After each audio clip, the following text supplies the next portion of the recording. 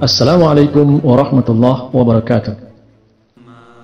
Hari yang agung saat Nabi Muhammad dilahirkan. Abdul Muttalib, seorang pemuka Quraisy Mekah paling berpengaruh, berusia sekitar 70 tahun ketika Abraha, seorang raja Kristen dari Himyar, beserta pasukan gajahnya datang menyerang Mekah dan berencana menghancurkan Ka'bah, namun ia gagal total. Ketika itu, umur Abdullah, putra Abdul Muttalib, sekitar 24 tahun. Sudah tiba waktunya untuk dinikahkan.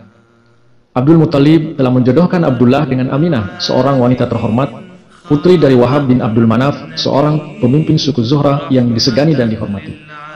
Hari bahagia itu pun tiba. Pernikahan Abdullah bin Abdul Muttalib dan Aminah binti Wahab pun dilangsungkan.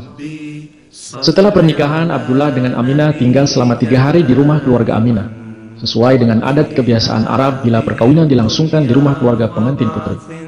Sesudah itu mereka pindah dan menetap bersama keluarga Abdul Muttalib. Abdullah ada seorang suami yang baik dan bertanggung jawab, dan Aminah seorang istri yang berbakti. Mereka hidup rukun dan bahagia. Abdullah seorang pedagang, sehingga pada satu kesempatan ia pergi berdagang ke Syam atau Suriah dan meninggalkan Aminah yang saat itu sedang mengandung buah pernikahan mereka. Biasanya kafilah dagang dari Arab menuju Syam berlangsung berbulan-bulan lamanya dan melewati medan perjalanan yang berat dan berbahaya. Karena beratnya perjalanan, tidak jarang ada yang sampai tewas di tengah perjalanan. Abdullah bersama-sama dengan para pedagang lainnya melewati perjalanan berat dan berbahaya itu dalam perjalanan dagangnya. Saat perjalanan pulang ke Mekah, Abdullah menyempatkan diri singgah di Madinah, menemui kerabat ibunya di Madinah. Ternyata saat di Madinah, itu Abdullah jatuh sakit, sehingga terpaksa ia tinggal di sana, sementara teman-temannya kembali ke Mekah. Mereka lah yang kemudian menyampaikan kabar sakitnya Abdullah di Madinah kepada ayahnya di Mekah. Mengetahui kabar buruk itu, Abdul Muttalib kemudian mengirim putra sulungnya, Haris, ke Madinah untuk membawa Abdullah kembali ke Mekah. Sesampainya di Madinah, ternyata Haris mendapatkan kabar duka. Abdullah, adiknya itu telah meninggal dunia sebulan sesudah kafilahnya kembali ke Mekah, dan Abdullah sudah dimakamkan di sana. Haris pun kembali ke Mekah dengan membawa kabar duka tentang kematian Abdullah. Mendapat kabar tentang kewafatan Abdullah, tentu saja Abdul Muttalib pun sangat berduka. Begitu juga dengan Aminah, tidak terkira kesedihan yang dialaminya. Ia kehilangan seorang suami yang selama ini menjadi harapan kebahagiaan hidupnya. Aminah kini hidup seorang diri. Ia menjanda dan sedang menanti kelahiran buah hati pernikahannya dengan Abdullah.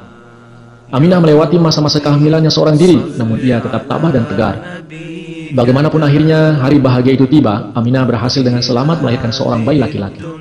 Sebuah anugerah besar dan istimewa bagi Aminah. Ia mendapat kehormatan untuk menjadi seorang ibu bagi seorang laki-laki paling istimewa yang pernah dilahirkan ke bumi. Kelahiran bayi laki-laki ini juga merupakan anugerah dan karunia tak terhingga bagi keluarga Abdul Muttalib, bagi bangsa Arab, bahkan bagi umat manusia di seluruh dunia hingga sepanjang masa. Mengetahui kabar bayi itu, Abdul Muttalib membawa cucu laki-lakinya itu ke Ka'bah. Di tengah-tengah kaumnya, ia mengumumkan bahwa cucu kesayangannya itu ia beri nama Muhammad. Terdapat beberapa perbedaan pendapat tentang kapan tepatnya Nabi Muhammad dilahirkan. Dan yang paling termasyhur ialah beliau dilahirkan pada hari Senin tanggal 12 Rabiul Awal tahun Gajah atau tahun 570 Masehi. Siapa yang menyangka bayi laki-laki itu kelak akan menjadi seorang yang sangat istimewa, yang akan merubah dunia dari kegelapan menjadi berlimpah dengan cahaya ilahi. Jazakumullah. Wassalamualaikum warahmatullahi wabarakatuh.